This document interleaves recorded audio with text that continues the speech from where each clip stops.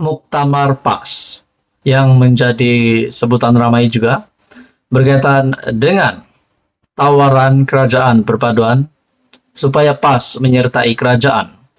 Nah, akhirnya Hadi Awang telah membuat kenyataan bahwa menolak kemungkinan PAS akan menyertai kerajaan perpaduan. Namun sekarang kita bukan nak cakap tentang itu. Kita nak cakap tentang satu ulasan dari Syahabuddin Husin ataupun syahabuddin.com. Di dalam ulasan ini menyebut nama Tun Mahathir ditolak. Bila kita dengar nama Tun Mahathir ditolak daripada apa? Adakah beliau dipecat sebagai penasihat SG4 ataupun 4 Negeri Tadbiran PAS PN, ataupun beliau dipecat untuk menjadi calon? Menjadi calon di mana? Sudah pasti ada desas-desus, ada kabar angin yang kita dengar.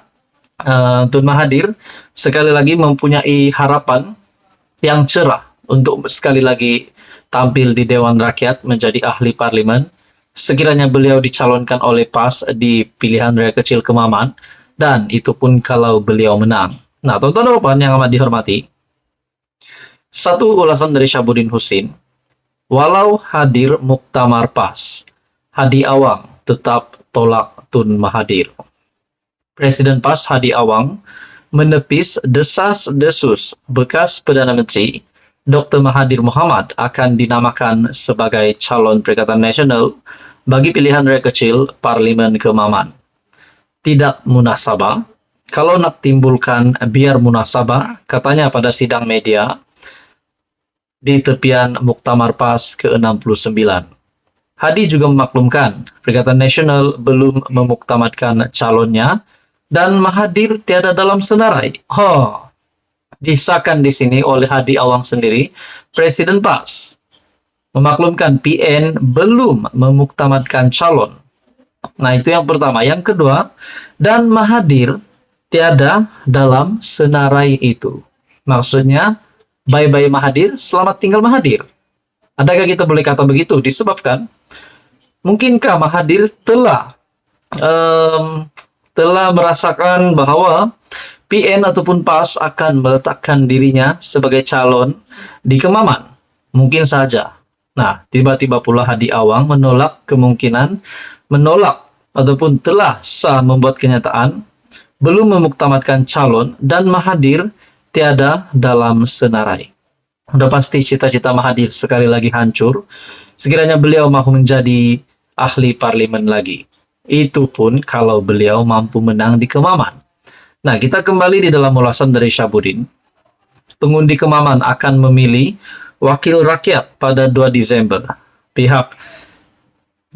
Wakil rakyat pada 2 Desember, pihak yang bertanding akan menamakan calon masing-masing pada 18 November. Pemilihan baru diadakan kerana Mahkamah Pilihan Raya mengisytiharkan keputusan PRU 15 bagi Parlimen Kemaman terbatal dan tidak sah. Selepas menerima dakwaan berhubung sogokan semasa Tempo berkempen untuk meraih undi bagi calon PN C alias Hamid. Dalam pada itu, saudara-saudara, dalam perkembangan berkaitan bekas Perdana Menteri Dr. Mahathir hadir di Muktamar PAS yang berlangsung di Shah Alam. Walaupun Tun Mahathir hadir di dalam Muktamar PAS yang ke-69, Hadi Awang juga sudah sah menolak Mahathir untuk menjadi calon di pilihan raya kecil Kemaman disebabkan nama beliau tidak disenaraikan. Ketibaan Dr. Mahathir yang sebelum ini adalah Presiden UMNO dan dianggap seteru ketat PAS disambut laungan takbir oleh perwakilan.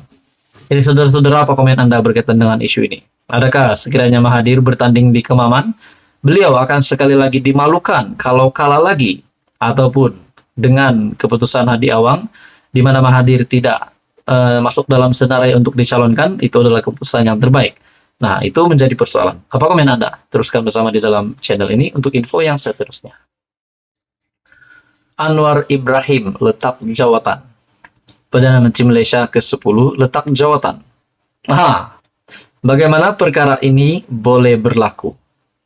Saya melihat di dalam media sosial, di YouTube, di Facebook, di TikTok, saya melihat komen-komen. Sudah pasti, setiap pemimpin yang dipilih, Perdana Menteri Malaysia yang dipilih, dari Perdana Menteri Malaysia yang pertama sehingga yang ke-10. Sejak era Tan Sri Muhyiddin Yassin, Ismail Sabri Yaakob, Tun Dr. Mahathir, Ismail Sabri Yaakob yang pernah menjadi Perdana Menteri juga, Najib Razak, sudah pasti akan ada individu ataupun penyokong daripada parti lawan yang tidak menyokong Perdana Menteri ataupun individu yang dilantik jadi Perdana Menteri seperti Datuk Seri Anwar Ibrahim hari ini. Sudah pasti tidak dapat dinafikan ada kecaman yang diterima, yang menggesa Anwar untuk letak jawatan, yang menggesa Anwar untuk letak jawatan sebagai Perdana Menteri, Menteri Keuangan. Baru-baru ini juga kita mendengar kepimpinan politik sendiri menggesa Datuk Seri Anwar Ibrahim meletakkan jawatan sebagai Menteri Keuangan supaya beliau dapat memfokuskan tadbir urus negara. Nah, tuan-tuan dan puan, saya melihat di dalam sebuah video melalui salah satu pemerhati politik di dalam community YouTube saya yang berkata, kalau Datuk Seri Anwar Ibrahim letak jawatan, persoalan yang simple, persoalan yang saya rasa budak-budak pun boleh fikir, kanak-kanak pun boleh fikir. Kalau Datuk Seri Anwar Ibrahim letak jawatan, belum pun habis penggal. Siapa yang boleh ganti Datuk Seri Anwar Ibrahim? Itu yang pertama. Dan yang kedua, adakah kestabilan politik dapat dicapai sekiranya Datuk Seri Anwar Ibrahim tiba-tiba letak jawatan hari ini? Yang ketiga, apa tujuan Datuk Seri Anwar Ibrahim untuk meletakkan jawatan? Sedangkan hari ini kita dapat lihat kerajaan perpaduan dalam keadaan yang baik semakin teguh. Nah, kita tak nak cakap pasal ekonomi dan pasal apa semua. Kita hanya berpikir simpel, kalau Datuk Seri Anwar Ibrahim meletakkan jawatan sebagai Perdana Menteri Malaysia hari ini, siapa yang patut ganti Datuk Seri Anwar Ibrahim? Adakah Muhyiddin Yassin ataupun mungkin Hadi Awang, bagi peluang kepada Hadi Awang untuk menjadi Perdana Menteri, ataupun Tuan Ibrahim Tuan Man, ataupun baru-baru ini juga dikatakan Hamzah Zainuddin juga mungkin layak untuk menjadi calon Perdana Menteri bagi Perikatan Nasional. Nah, Anda boleh komen di bawah, menurut Anda siapa yang layak untuk menggantikan Datuk Seri Anwar Ibrahim untuk menjadi Perdana Menteri?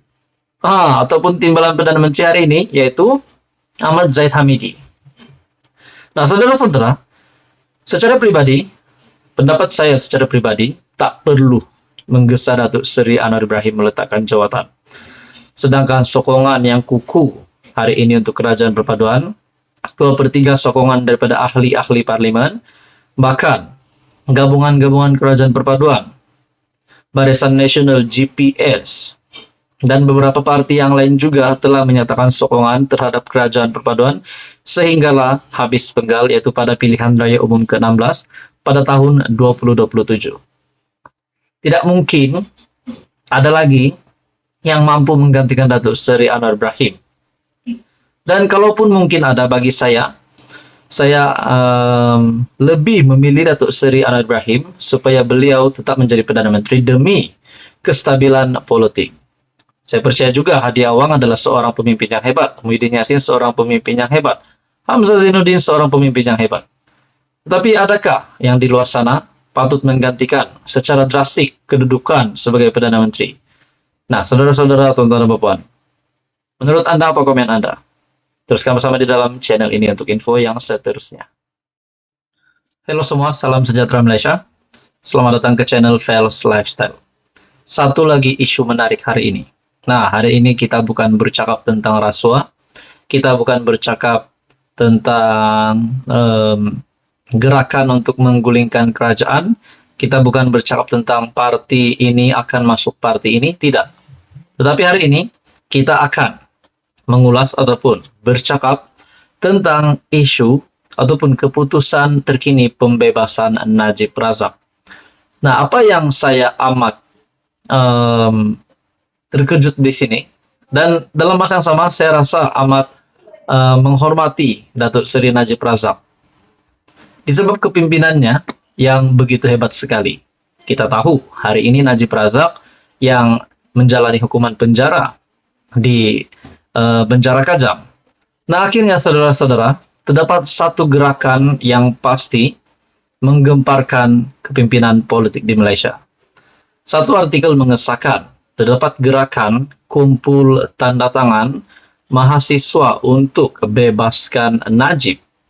Nah, apa objektif daripada gerakan ini? Adakah sekiranya gerakan ini berjaya, ini mampu membuat Najib Razak, bekas Perdana Menteri Malaysia dari Barisan Nasional itu, akan dibebaskan pada masa yang terdekat? Nah, semua itu menjadi persoalan. Dan dari mana timbulnya dan siapa pengasas bagi gerakan yang mengumpulkan tanda tangan mahasiswa untuk bebaskan Najib? Nah, kita masuk di dalam artikel ini. Sebuah gerakan dikatakan sedang mengumpul tanda tangan mahasiswa bagi menyokong petition untuk membebaskan bekas Perdana Menteri Najib Razak. Perkara itu dimaklumkan oleh beberapa orang pemimpin mahasiswa yang enggan namanya didedahkan. Seorang pemimpin mahasiswa Universiti Kebangsaan Malaysia UKM memaklumkan dia mendapat maklumat mengenai gerakan itu, namun tidak dapat dipastikan kesahihannya. Saya ada dengar daripada kawan-kawan saja, tapi sejauh mana kebenaran tak pasti, katanya kepada Malaysia kini. Manakala seorang lagi pemimpin mahasiswa di sebuah universiti awam di Lembah Klang turut memaklumkan perkara sama. Memang ada gerakan kumpulkan tanda tangan, tapi macam tidak agresif sangat di sini, katanya. Sebelum itu, pemilik akaun X Injang membangkitkan pertanyaan sama ada benar terdapat gerakan mahasiswa sedang mengumpul tanda tangan bagi memohon pembebasan Najib.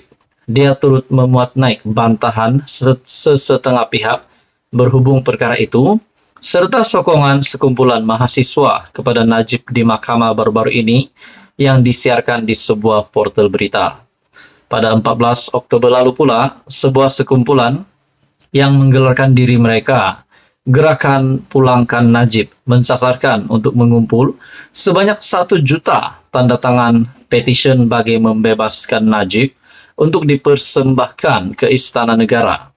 Bagaimanapun tidak dapat dipastikan sama ada kumpulan itu mempunyai kaitan dengan gerakan yang dikatakan mengumpul tanda tangan mahasiswa. Nah, apa yang saya rasa respect saya semakin tinggi terhadap Najib Razak ialah kepemimpinannya yang begitu hebat. Hari ini menjalani hukuman di penjara, tetapi masih lagi ramai di luar sana yang memohon ihsan daripada ramai orang ya untuk Najib Razak dibebaskan. Nah, saudara-saudara, bagi saya ini pasti satu lagi kejutan baru, gerakan baru yang mengejutkan politik Malaysia. Apa komen Anda? Teruskan bersama di dalam channel ini untuk info yang seterusnya. Mohon bantu channel ini dengan menekan butang like. Anda boleh share kepada ramai orang dan tekan butang subscribe.